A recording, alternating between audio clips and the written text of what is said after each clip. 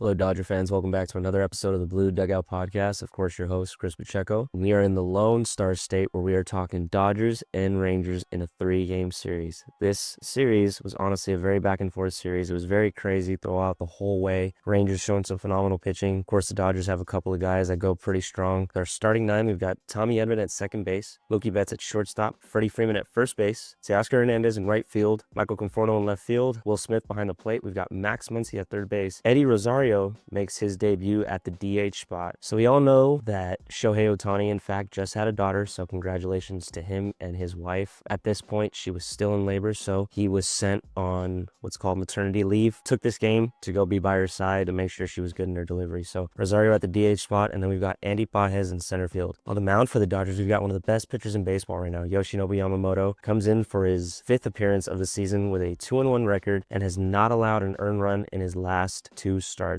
Gave up a little bit more hits in this game, about 5 hits, but was still pretty good. Did not allow any runs to come in. Once again, that splitter looking absolutely disgusting. Movement on all of his pitches, though, that he always uses as well. So hats off to you, Yoshinobu Yamamoto, for another great night. At this rate, he looks like he's in the running for a Cy Young if he keeps this up throughout the season. Yes, we are at the beginning half of the season, but already off to this type of start, especially once again after coming off a slow start in 2024. Yoshinobu Yamamoto looking absolutely great in this game. He finishes this game with 7 innings pitched, 5 hits, no earned runs, no walks, 10 strikeouts, and now this keeps his ERA at a low 0.93. So a pretty good positive moment that I want to point out in this game is we go to the bottom of the second inning where Yamamoto starts the inning off with Adolis Garcia striking out. Josh Young comes up to the plate and then unfortunately gets a double to center field, putting him in scoring position. Now, of course, this is a little bit of a tight spot for Yoshinobu Yamamoto. This is a time when he's got a runner in scoring position early in the game where the Rangers could even use it as momentum, but he ensures not to let that happen. He shuts the door on Dustin Harris and Jake Burger to get the next 2 outs to go out of that inning unscathed. No harm done, keeping a runner in scoring position. He does the same thing, in fact, in the bottom of the 4th inning. Bottom of the 4th inning, he gets 2 outs to start the inning. So we got Dustin Harris up to the plate, who hits a double to the left side. And once again, another runner in scoring position, this time with 2 outs. Still is a moment to extend the inning, right? A moment to keep getting into Yoshinobu Yamamoto's pitch count. But once again, Yamamoto not letting that happen. He gets the 3rd out on Jake Burger and does a phenomenal job of getting out of that inning as well. He goes a total of 3 more innings to finish the game with 7 innings pitched, and once again, just an absolute lights out performance. On the flip side, we've got Jacob deGrom. He's not having the greatest start to his season, but this was probably one of his best games that he pitched. He finished the game with 7 innings pitched, 3 hits, 1 earned run, 1 walk, 7 strikeouts. That brings his ERA down to a 3.32. That is a great job on his behalf as well, but of course, we've got one of the biggest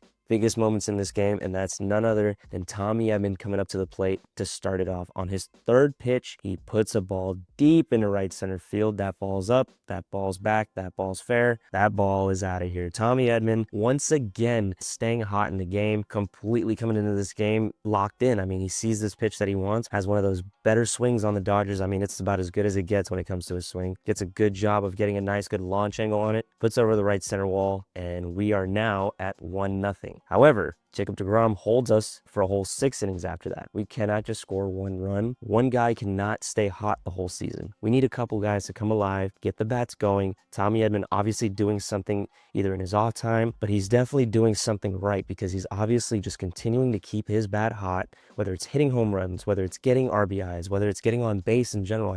The guy's on base percentage is probably super high through the sky right now. Tommy Edman doing a great job once again of getting this game started and at least trying to build some momentum for the Dodgers so that way they can keep going after it. Unfortunately, once again, Jake deGrom keeps us scoreless for the following 6 innings. So we fast forward to the top of the 9th. Now here comes Tommy Edman again, and in fact, it's a ground ball to the shortstop, but does a great job of not giving up, hustling it out, making sure he hits a hard 90 down to first base, and ends up getting a throwing error over there where he can now advance to second base. So great job on Tommy Edman's behalf of being heads up because now it puts him in scoring position. Now we also got Freddie Freeman up. Now Freddie Freeman actually gets intentionally walked at this at bat, and then that brings up Teoscar Hernandez gets a single to the right side and ends up scoring a run off of that one. We now have a 2-0 ball game, but it doesn't end there. Michael Conforto comes up with some good eyes, walks on that one, gets Chris Taylor over to third base. Teoscar Hernandez is now at second, and we've got the bases loaded. Will Smith comes up and gets a nice sac fly to get the third run of the game, the second run of that inning, and now we are up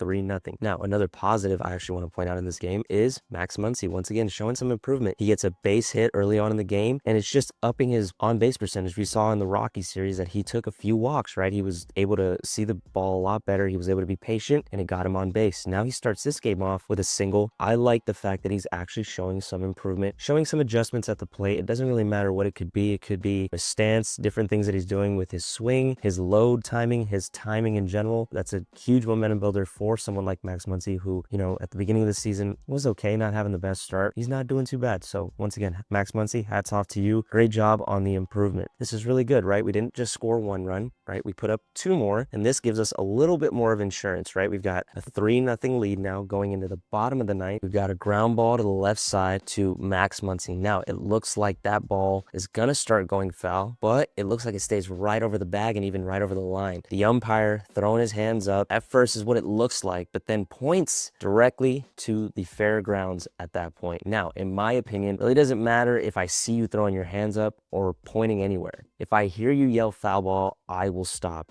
running to first base. Until then, if I hit a ball down the line, I'm taking off to first base as fast as I can. Josh Jung, for some reason, saw the fact that he kind of put his hands up but was going to point to fairgrounds and just slow down. In my opinion, that's not really baseball. You don't really want to look at the ball, right? Once you hit the ball, just take off running, see if you can beat it out, see if you can even get out of that double play. But Josh Jung not doing that. He literally just stops a few steps before first base. They even try to challenge this play, but unfortunately in the MLB, the rule is you cannot challenge a foul ball over the bag like that. So the Dodgers end up taking that one 3-0 in a win over the Rangers to start it off. Great job in that one. Didn't do too bad. Once again, the bats got to come hot. The bats have to be hot throughout the entire game. The bats got to try to stay alive throughout the entire game. Or once again, just trying to get on base any which way we can. That wraps up game 1. Let's jump over to game 2 now, where this ends up ending pretty crazy, and it's not in our favor, unfortunately.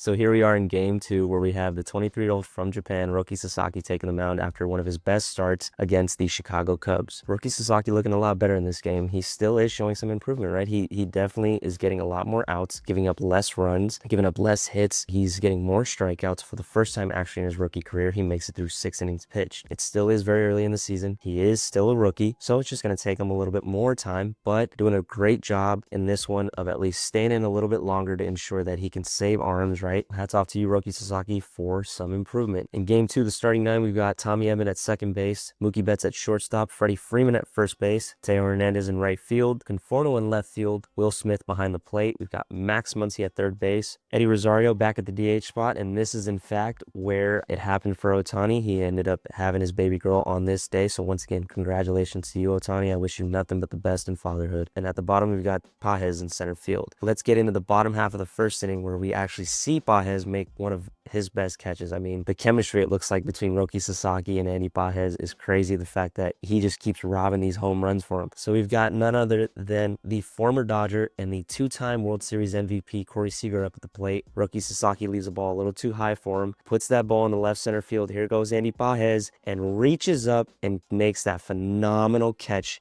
in left center field. That defense is staying solid for Pages, so great job for you. That was a great play in center field. I mean, once again, the chemistry between him and Roki Sasaki looks like it's just unmatched. The fact that he's now saved him twice of a home run, probably around the same spot that it was the first time, a little bit farther right off that first time he robbed it, but was a great job catching this one too. Nathan Eovaldi, the former Dodger, is on the mound for the Rangers with a 1-2 record and starting this game with a 2.55 ERA. Not having his best game, right? He gave up 5 hits and ends up giving up the 2 earned runs. 3 runs come across, 2 of them were earned, 7 strikeouts. Not his best game, but we jumped all over that. We were able to capitalize on certain points. We were able to make good plays and actually get some good hits. Now here's another positive I want to bring up in this game. Max Muncy not only showing some improvement on the offense, but has a beautiful play in the bottom of the second inning to make the third out against Josh Jung. Josh Jung hits a ground ball over to Muncy at the left side, but Muncy does a great job of picking this ball and making that throw over to first base, making it look so easy. Max Muncy, what a great play over there at third base. So now we fast forward to the bottom of the third inning, where we have Higashioka, sorry if I'm pronouncing that wrong, I had to read it for a second, ends up getting a bomb off of Sasaki to the left side, and Conforto showing some effort, showing that he was going up for that ball, but unfortunately just a little too far far left of his glove, makes it over the wall, and that now puts Texas up on top 2-0.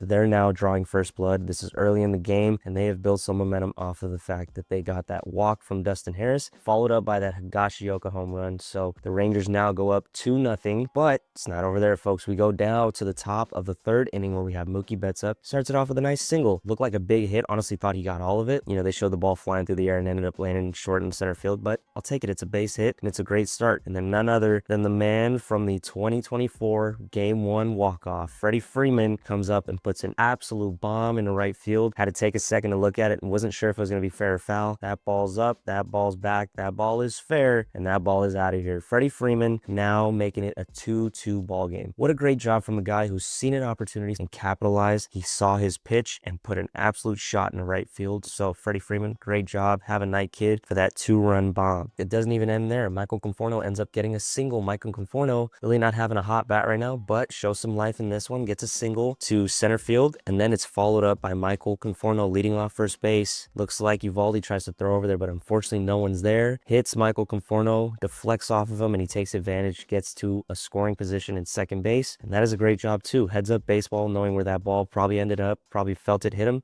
and knew exactly where he needed to go after that. Doesn't end there, folks. Very happy with this guy right now. Max Muncy with a big ground rule double to the right center field and gets another run in. This now makes it 3-2 Dodgers. Max Muncy, hell of a job. What a great job seeing the ball right now. What a great job of making the improvements, making the adjustments so that way he can have these opportunities, right? Have a night, Max Muncy, for that RBI. That was a big RBI in the game. A little bit of back and forth right here, folks, but if we go to the bottom of the eighth, we actually see that we have Evan Phillips up for the first time in the 2025 season. He comes up and in fact starts it off with 2 big outs. He gets 2 strikeouts to start this inning. Unfortunately, doesn't finish it off, gets a hit, and then after that comes out, but I want to say that Evan Phillips, for making his return, still looking dirty, right? He has that video game like slider that was just nasty. Marcus Semien just unfortunately saw the ball a little bit better than he did and put that ball in the left field. That's going to end the night for Evan Phillips. Hats off to you, kid, for coming back and making a strong comeback, letting everybody know that you are back and ready to play. Now this is where we kind of hop back and forth. So now we're going to rewind back to the bottom of the 6th inning, and we've got Adolis Garcia. Now Adolis Garcia, if we can remember from the 2023 season, was one of the big reasons why the Rangers won it all in that season. Walk-offs, great hits, homer after homer. So we get him in the bottom of the 6th, and fortunately enough, we get him to ground out into a double play, and that ends the inning. However, we now fast forward to the bottom of the 9th, where we could not have the same result. It's now a 3-2 score. Now it starts off with Josh Smith getting a double to the left fielder. Now at this point, left field is with Chris Taylor, so a little bit slower to that ball in my opinion. Michael Conforto not that fast either, but could have got to that ball a little bit quicker in my opinion. It happens, but then that brings up Adolis Garcia. He gets a pitch that is just right over the heart of the plate against none other than the former Ranger, Kirby Yates, and puts this one in the left field. That ball's up, ball's fair, ball's back, and that ball is out of here. Unfortunately, that is how we lose this game. They walk it off on us. Not the best way to lose a game, but it was a fought game all the way through. I mean, we showed life all the way through this game. We need some insurance runs. The fact that it was 3-2, imagine if it was 6-2. Imagine if it was 7-2. That 2-run home run would have had a little bit of a dent, but we would have had insurance runs to make sure we could have at least walked away with a win. A guy like Adolis Garcia, once again, who was phenomenal at doing this in the 2023 postseason, comes back in 2025 and makes us pay for it. And unfortunately, they take this game 4-3. We lose game 2. Back and forth series, right? Once again, this game was back and forth all the way through. Great job by the Dodgers. I'm not going to, knock them for this at the end of the day. Really, the only negative that I have is we just need to put up more runs to avoid a walk-off in the future. Now, let's jump to game 3, where we can hope to at least take a series if we couldn't take the sweep. Alrighty, folks, so let's jump into game 3 now, where it does go in our favor. However, this is a little bit of a weird game for me. We literally win this game 1-0. A little tough for me to really talk about this game in terms of how many runs we score. I mean, 1 run in a game, not ideal, but let's jump into it. We got the starting 9. Ohtani makes his return. At the DH spot, we've got Betts at shortstop, Freddie Freeman at first base, Teoscar Hernandez in right field, we've got Edman in center field, Conforto on left, Max Muncy at third base, we've got Miggy Rowe at second base, and now we've got Austin Barnes behind the plate to start this one off. On the bump for the Dodgers, we've got Tyler Tyler Glasnow. Now, he's coming off a loss against Chicago. Not a terrible start, right? But not the best one that he's had. So Tyler Glasnow coming into this one, showing some improvement, but then we get into the bottom of the third, and unfortunately, it looks like he's not feeling too good. He's feeling some feelings in his legs. He's thinking it's something in his heel, and it turns out it was just cramps. Thank God it was just cramps, but unfortunately, we fast forward again to the bottom of the fifth inning, where he just really did not feel it. He only threw one pitch in that inning, and ends up coming out of the game a little bit early due to those cramps. His line for the night is 4 innings pitched, 3 hits, no earned runs, 1 walk, and 6 strikeouts, bringing his ERA down now to a 3.71. Tyler Glasnow, once again, not doing a bad job tonight. I mean, making it at least through 4 innings. Wasn't feeling too good in the fifth. Thank God it's just cramps. It's nothing serious. Tyler, eat some more bananas if you have to. So on the mound for the Rangers, we've got Tyler Mahle. Now, Tyler Mahle looks like he's their guy right now. He started this game with a 3-0 record and only a .92 ERA. And looked like he was their guy. He just kept us completely scoreless all the way through 7 innings. Only 4 strikeouts, but we just could not get the bats alive. We only had 2 hits as well. So more strikeouts compared to hits, that's always not good. Put the ball in play, anything could happen. An error, a throwing error, someone dribbles the ball, a drop foul flat. But once again, you just got to put the ball in play, and we just could not do much of that in this game. So here's a positive I want to point out in this game is, in fact, Austin Barnes, although the single doesn't turn into much after that, does end up getting a single in the top of the third. Austin Barnes looks like this guy is usually just used to kind of give Will Smith a couple nights off maybe. So a guy that really isn't in the lineup too much, the fact that he comes into the lineup one night and gets a single to at least try to build some momentum, hats off to you, Austin Barnes. Have a night. I mean, a hit is a hit, so good job on that. Another positive I want to point out in this game is the fact that Tyler Glasnow and the bullpen both did a great job of keeping the door closed. In fact, the fact that he wasn't feeling the best after that one pitch in the fifth, we had a total of 5 relievers and 1 closer. We had Luis Garcia come in relief, shut the door. Anthony Banda giving up a hit, but no runs, so shuts the door as well. Ben Kasperius gets the win as well with only 1.2 innings pitched, but no hits through that, no earned runs. Same thing with Dreyer, Phillips, all the way down to Tanner Scott. I love the fact that the bullpen is starting to show the fact that they are one of the best bullpens in the major leagues. A couple of rocky games at the start. Once again, this is the start, but that is a great way to end the game. The fact that you only keep it at 1 run is something to say in my opinion. So hats off to the bullpen. And once again, hats off to you, Tyler Glasnow. So another positive I want to point out in this game is we fast forward to the top of the 8th. Tyler Mahle finishing that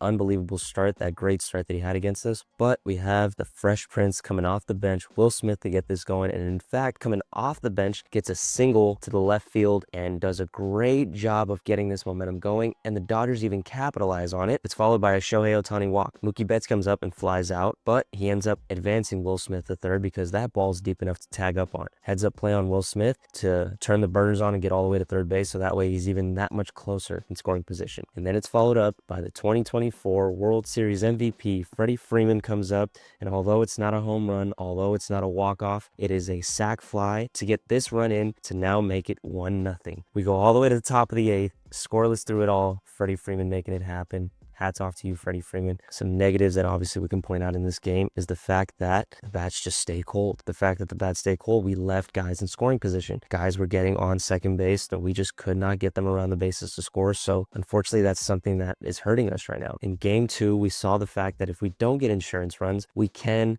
end up paying for it. Thank God that the bullpen did a great job of keeping this game closed. If you have that lead of 1 run, from there, it can go really bad, or like in this case, it can go really well. Another negative I want to point out too, Miggy Rowe right now is looking a little cold. You know, we saw we had those 2 hits against Chicago, and that was great, but then since then, really have not seen the bat come alive. He needs to understand that it's not just about the media. I mean, I see this guy, Miggy Rowe, getting interviews left and right, being the guy that wants to be on the camera all the time. It's not always about that. Miggy Rowe's got to come alive a little bit. And then, of course, Tyler Glasnow coming out with that early potential injury. Thank God that we found out that it was just cramps. So he's just got to do a little bit better in terms of taking care of himself so he can go the full length, making sure that we can get through these games, right? We're not getting in the bullpen early. Fortunately, some things like this happen where people cramp up, different injuries, whatever. Wish him a recovery, and I wish that he does the best in terms of getting back and still giving these good performances that he did today. So that wraps up game 3. We take it once again, 1-0. Very crazy score, but we end up taking the series as well. 2-1 series win over the Rangers on the road. That is what I'm talking about, boys. The fact that we went on the road after a sweep and go and still use this momentum to get a series win. So we're back on the road again, where we're in Chicago for only a 2-game series. We've got none other than Mayday on the mound, Dustin May for the Dodgers, going up against against Shota